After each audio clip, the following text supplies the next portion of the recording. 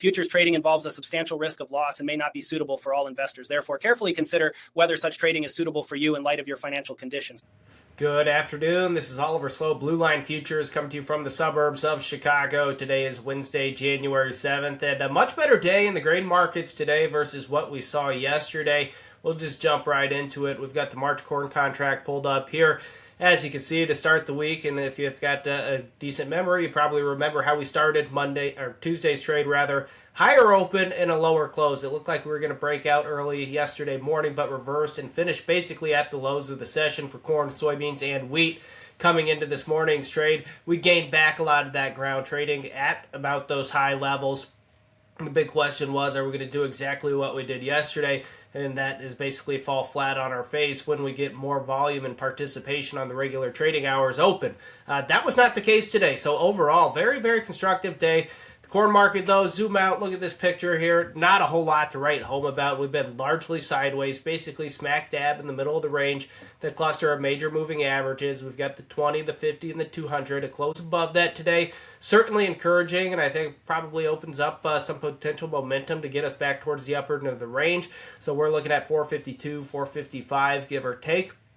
What's going to be the catalyst, or what could potentially be the catalyst to get us out over that hurdle? I really think that you'd have to be seeing some weather scares come out of South America. We haven't really gotten that here recently.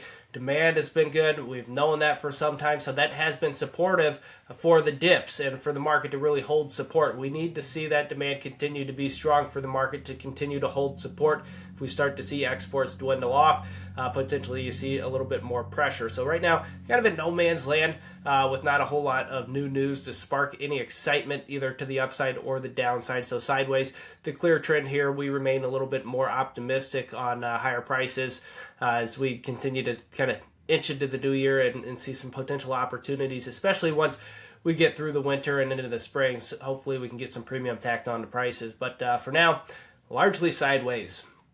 Over on the soybean side of things, we've got the market bouncing back. Again, yesterday's open, really constructive, but we failed and closed basically at the low end of the range. I think it was a 12 or 13%, 12 cent reversal from those highs today. We got that back. We closed basically right at the 200-day moving average, 1066. Just above that, you've got the 20-day at 1070 and a half. If we're able to get out above there, I think we can make our way back into the mid-1080s. That's been a huge inflection point for the market. We talked about this in Monday's video as well.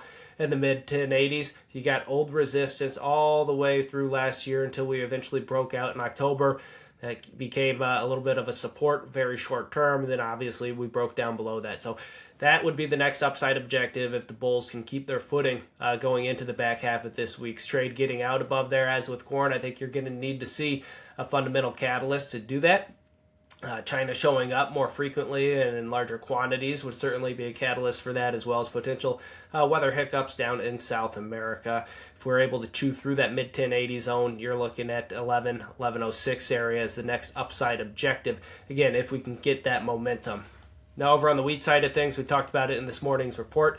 It's been just a total dog. I think the rally that we've seen in soybeans today, in corn today, I think that certainly helps the case for wheat. We've got a little bit of a double bottom here forming, but still a technical graveyard and a lot of work to be done for the bulls in this market. We need to see consecutive closes out above about that 530 area, give or take a couple of pennies, call 528, 532. If we're able to do that, I wouldn't be surprised to maybe see that spark a little bit of short covering. So it's one of those things, instead of maybe trying to buy a bottom or catch a falling knife, so to speak, it might be one of those things where you look at expressing a bullish opinion on buying into strength. We really haven't seen that recently break out above these levels. Again, potentially would be that catalyst to open the door up for some further upside momentum. But for now, it's kind of a ho-hum sideways trade over the last couple of weeks in the mid 515 area, give or take.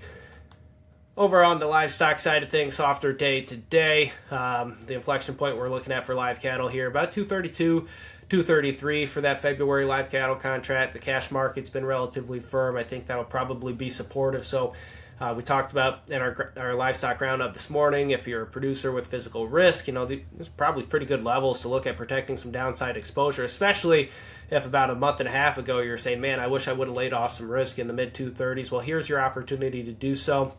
If you still think there's going to be some upward price momentum, the cash market continues to firm, you can look at different option strategies to at least establish some sort of a floor in the market. If you need help kind of figuring out where to go with that, don't hesitate to reach out to our trade desk. We're ready, willing, and able to help always.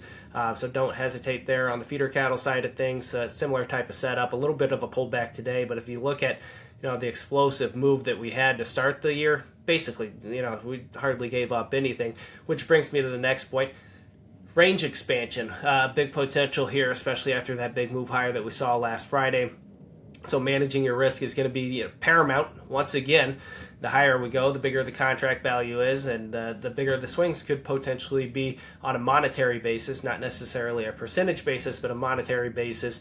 Certainly going to be a little bit more volatile than what we might be used to. And then wrapping things up real quick, if you can't tell, I've got a little bit of a cold, so just running through this real quick. Lean hogs giving back some ground here in today's trade, but still holding support. We need to see that $90 level continue to hold for us to really be continuing our optimism in this market. Failure there, potentially you see a little bit more downside into the 90s with that 100-day moving average coming in there. So those are a few things we're looking at midweek. If you've got any questions at all, don't hesitate to reach out. Remember, trading futures and options involves substantial risk of loss and is not suitable for all investors. Futures trading involves a substantial risk of loss and may not be suitable for all investors. Therefore, carefully consider whether such trading is suitable for you in light of your financial condition. All information, communications, publications, and reports, including the specific material used and distributed by Blue Line Futures LLC, shall be construed as or is in the nature of a solicitation for entering into a futures transaction. Blue Line Futures LLC does not employ research analysts or maintain a research department as defined in CFTC Regulation 1.71.